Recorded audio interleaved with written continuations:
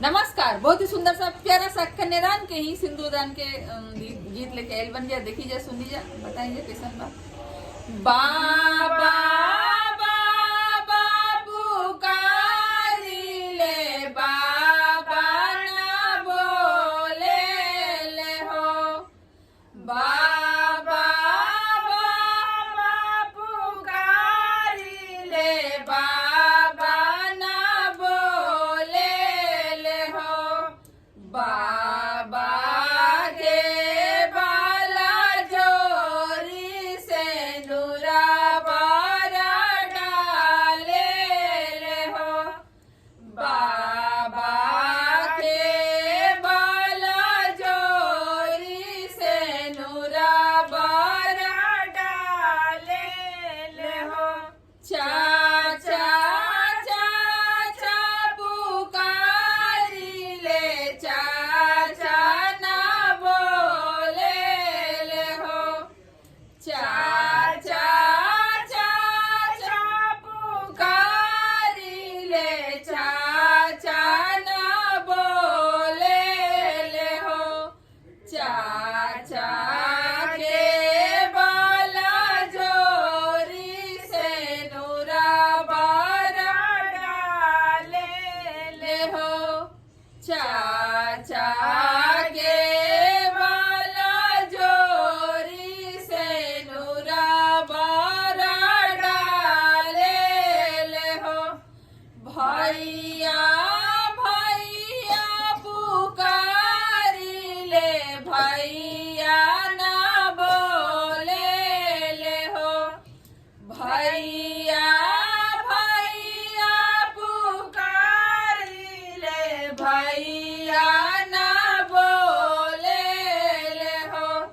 भैया के बाला जोरी से नूरा बारा डाले ले हो।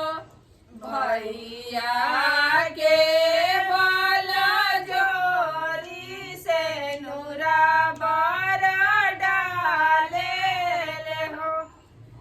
एक ओरे गंगा हो, एक ओरे जमुना, बिचावा बहेला बालू रेता।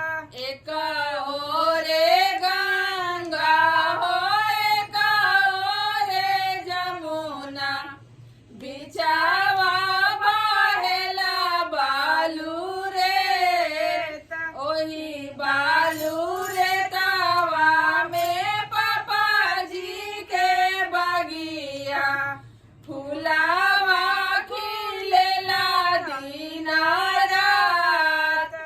ओही बालू रेतावा में पापा जी के बगिया, फुलावा खिलेला दीना रात।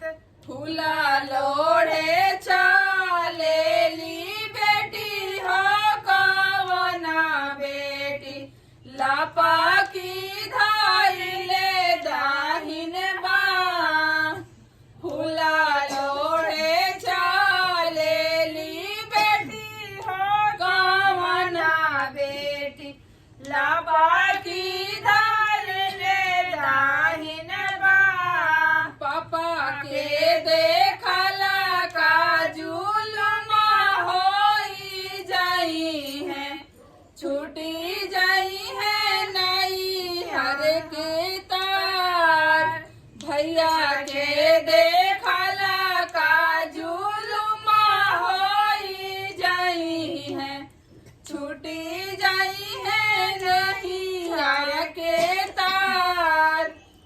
एक ओरे गंगा हो, एक ओरे जमुना, बिचावा बहेला बालू रेत।